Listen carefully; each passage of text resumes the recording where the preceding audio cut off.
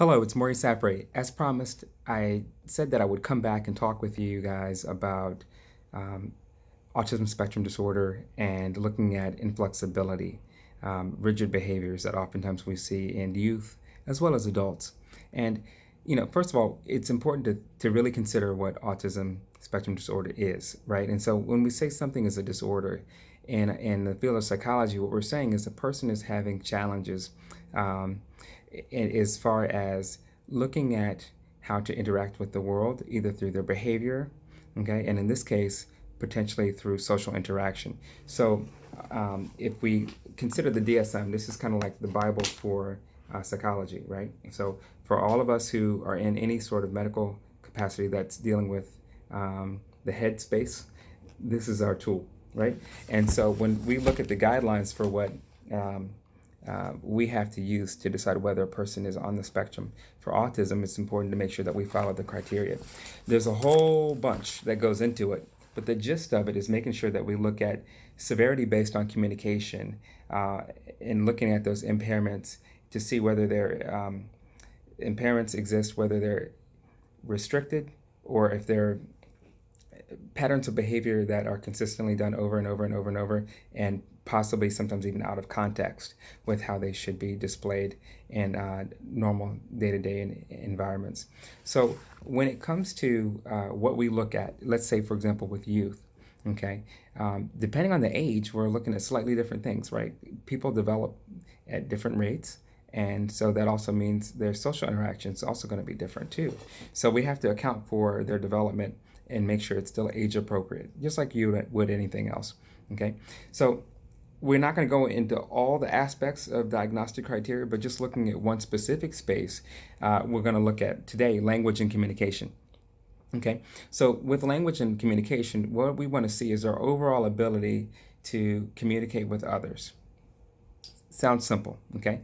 But if you're looking at a young person, let's say, for example, like 12 months to 30 months, okay? Well, they don't have a full set of dialogue to use, right? But they have behaviors that we look at, right? So looking at those behaviors and the way that they try to communicate, we'll notice various things. For example, one of the things we'll look at is the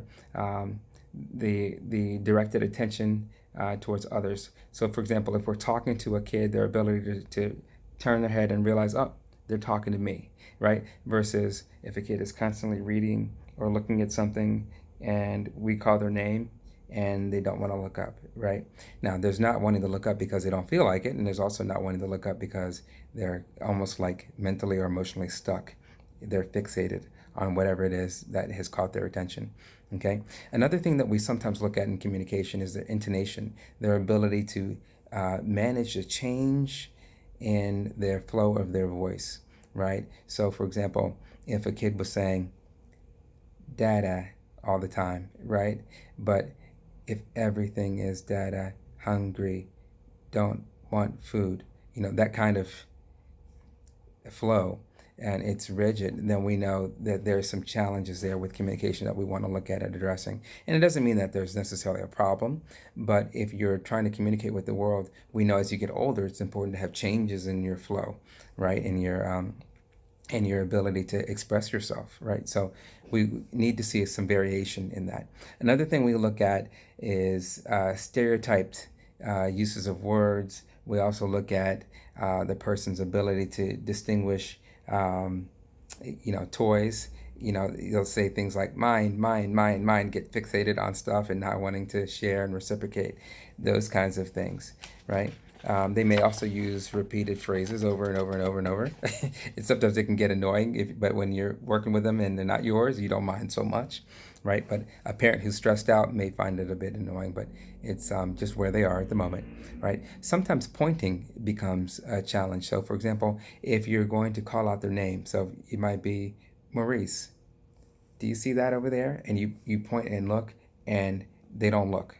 They're still looking at the same place, and you're pointing and they're still looking again at the same place. That is one challenge that we have to work to overcome. Another one sometimes is looking at gestures, whether they're spontaneous whether they can give two words to describe what they see, like boy, book, right? And they can shift and change from the different things that they see in the world around them. Those are different things that we look at. We also look at frequency of undirected vocalization.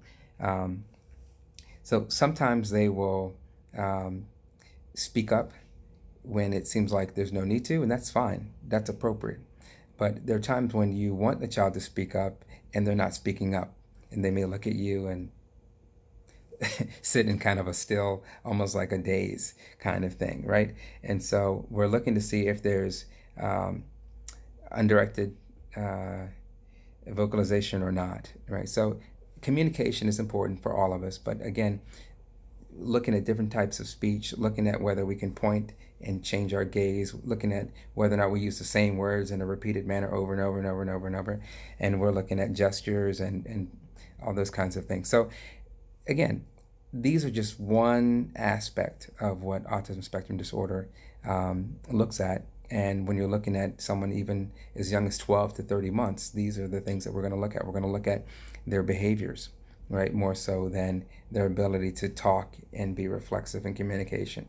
And so we're going to talk about the reciprocal social interaction on the next time, okay? And that will be something a little different. So in other words, how do children play with each other, right? So you might want to come back for that. If you have any questions or any comments or would like to discuss any of these things in person, whether it be with your child or with yourself, or regarding a coworker or anything like that, feel free to shoot me a text, give me a call, or send me an email or contact me through social media. I'm always available and look forward to hearing from you. All the best.